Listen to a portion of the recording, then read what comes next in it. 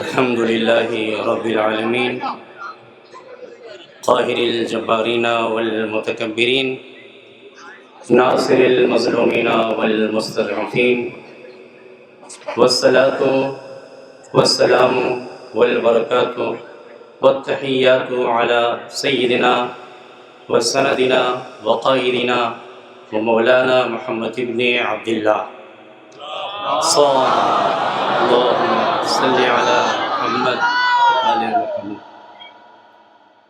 وعلى أهل بيته الطيبين الطاهرين المعصومين المنتجبين الهداة المهديين الذين أذهب الله عنهم الرجس وطهرهم تطهيرا.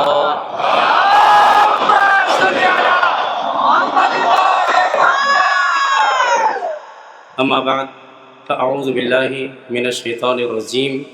بسم الله الرحمن الرحيم. إنما المؤمنون إخوة فأصلحوا بين أخويكم واتقوا الله لعلكم تفلحون. صدق الله المولانا العظيم وبلغنا رسوله النبي الأمين الكريم ونحن على ذلك لمن الشاهدين والشاكرين والحمد لله رب العالمين. صلوات بر محمد وآل محمد. اللہ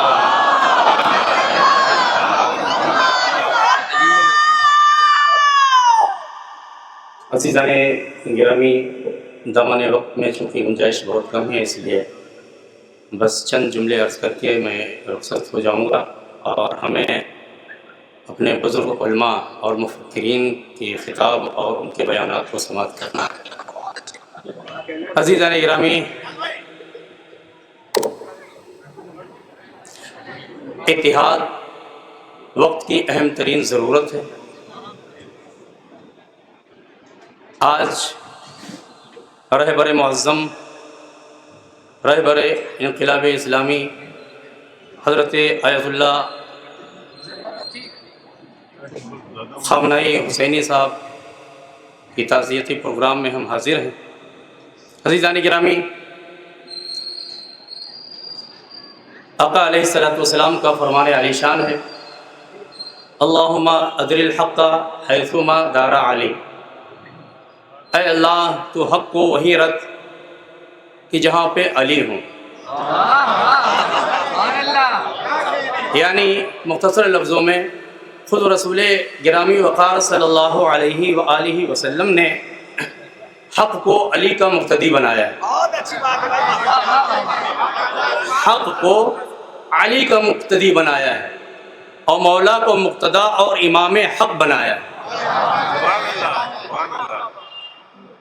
تو کوئی مقتدی اگر امام کے آگے ہو جائے، نماز ہوگی باطل ہو جائے گی. تو حق اسی وقت تک حق ہے جب تک علی کے پیچھے چلے. حق اگر علی کے آگے ہو جائے وہ حق نہیں ہے، باطل ہے.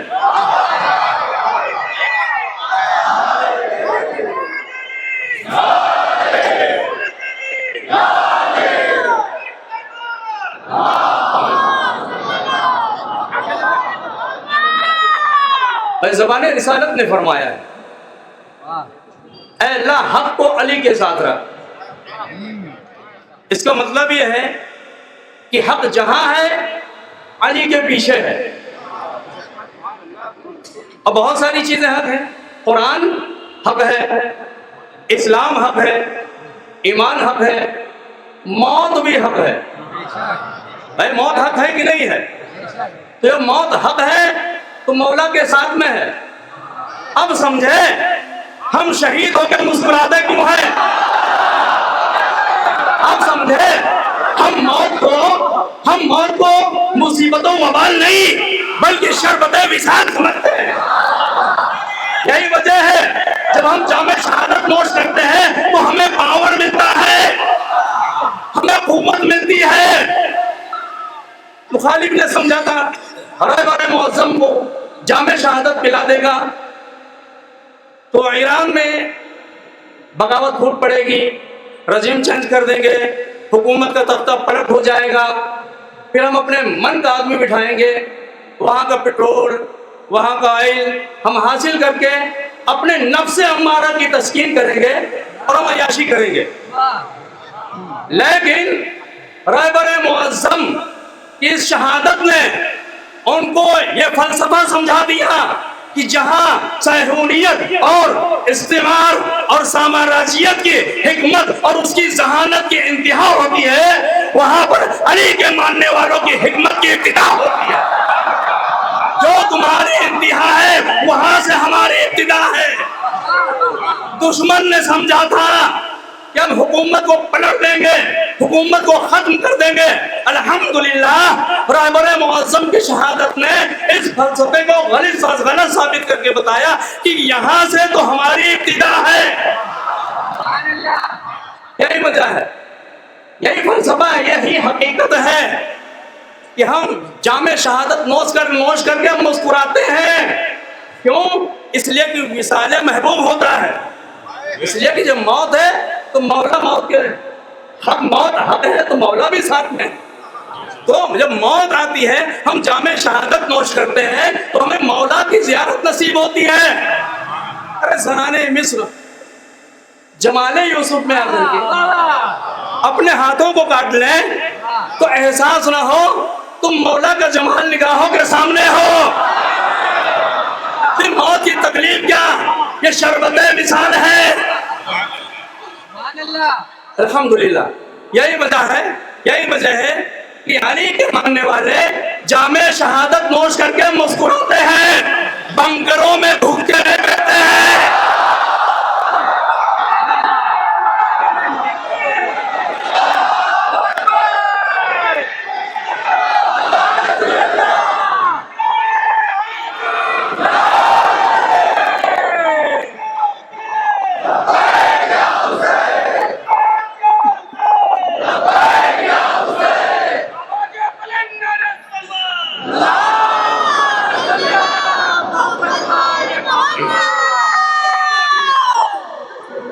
تم ان باطل پرستوں کو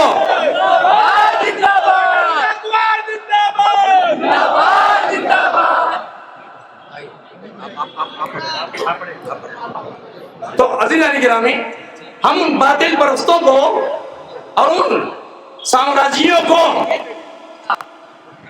ان کو اس کے ذریعے ہم نصیحت کرنا چاہتے ہیں اور پیغام دینا چاہتے ہیں کہ جاؤ اور علی کے ماننے والوں کی حکمت اور ان کے فلسفے کو پڑھو. ابھی تم غلط فہمی میں ہو، آپ دیکھیے الحمدللہ کہ رہبر معظم سے کہا گیا کہ حفاظت کی پیش نظر آپ کے خانے میں چلے جائیں. تو رہبر معظم نے کیا فرمایا کہ اگر ہمیں بھیجنا ہے تو 90 کروڑ جی 9 کروڑ جو ہماری جنتا ہے، عوام ہے، اس کے واسطے بھی پہلے انتظام کیے. پتہ کیا چلا کہ علی کے ماننے والے موت سے ڈرتے نہیں ہیں بلکہ موت کو گلے لگاتے ہیں. اس لیے کہ شہادت ہمارا ورثہ ہے، شہادت ہمارا ورثہ ہے، شہادت ہمیں پاور عطا کرتی ہے. اب بھی نہیں سمجھو گے ایمان کہاں ہے، اسلام کہاں ہے.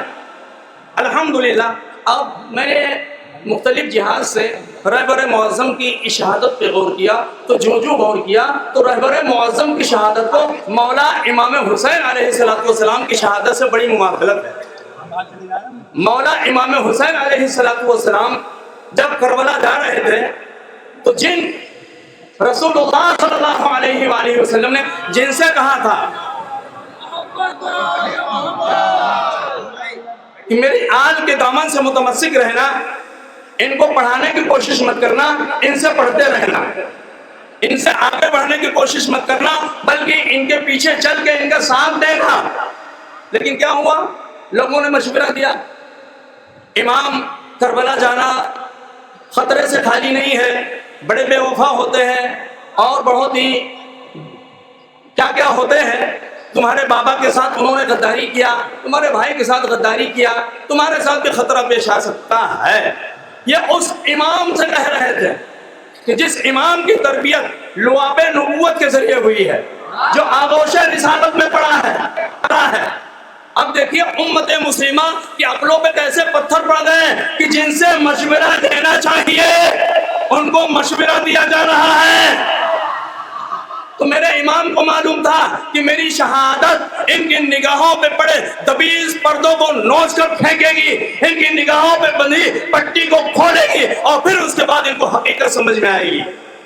رہبر معظم کے ساتھ ہے نا، ہم انہیں کہتے ہیں کہ جنہوں نے مشورہ دیا وہ ویسے تھے جو اس وقت مشورہ دے رہے تھے، خیر خواہی میں دیا، لیکن رہبر معظم بھی اس حقیقت کو بتلانا چاہتے تھے۔ اس وقت لوگوں کو سمجھ میں آیا، اور جب رہبر معظم کی شہادت ہوئی، وہ لوگ بھی جو آج تک کہتے تھے وہ اسرائیل کے خلاف ایک پٹاخہ نہیں پھوڑے گا، یہ ڈرامہ بازی ہے اور کیا کیا ہے، اتنی شہادتوں کے باوجود یہ پروپیگنڈا کیا جا رہا تھا، آج نہ چاہتے ہوئے بھی وہ بھی رہبر معظم کی شہادت کی تحسین کر رہے ہیں، اور ان کو یہ حقیقت سمجھ میں آئی ہے۔ تو عزیزان گرامی، رہبر معظم کی شہادت یہ انتہا نہیں بلکہ اب یہاں سے ابتدا ہوئی ہے۔ اور آپ نے دیکھا، میں نے یہ کہا نا کہ جہاں ان کی ٹیکنالوجی، جہاں ان کی حکمت، جہاں ان کی سائنس کا کیا انتہا ہوتی ہے، وہاں سے ابتدا۔ آج ان کو جس پہ بڑا ناز تھا، بڑا فخر تھا، کیا F-35 کہ یہ ہمارا کیا ہے، دنیا نے دیکھا کہ ایک علی والے کی ایک معمولی سی میزائل نے اس کے پرچے اڑا دیے ہیں۔ انشاءاللہ یہ ابتدا ہے، یہ ابتدا ہے، عشق ہے، روتا ہے کیا، آگے آگے دیکھیے ہوتا ہے کیا۔ اللہ رب العزت ہم سب کو انقلاب اسلامی ایران کا معید اور اس کا حامی و ناصر بنائے، اور ہم سب کو اتحاد و اتفاق سے رہنے کی ہمیں توفیق عطا فرمائے۔ السلام علیکم ورحمۃ اللہ۔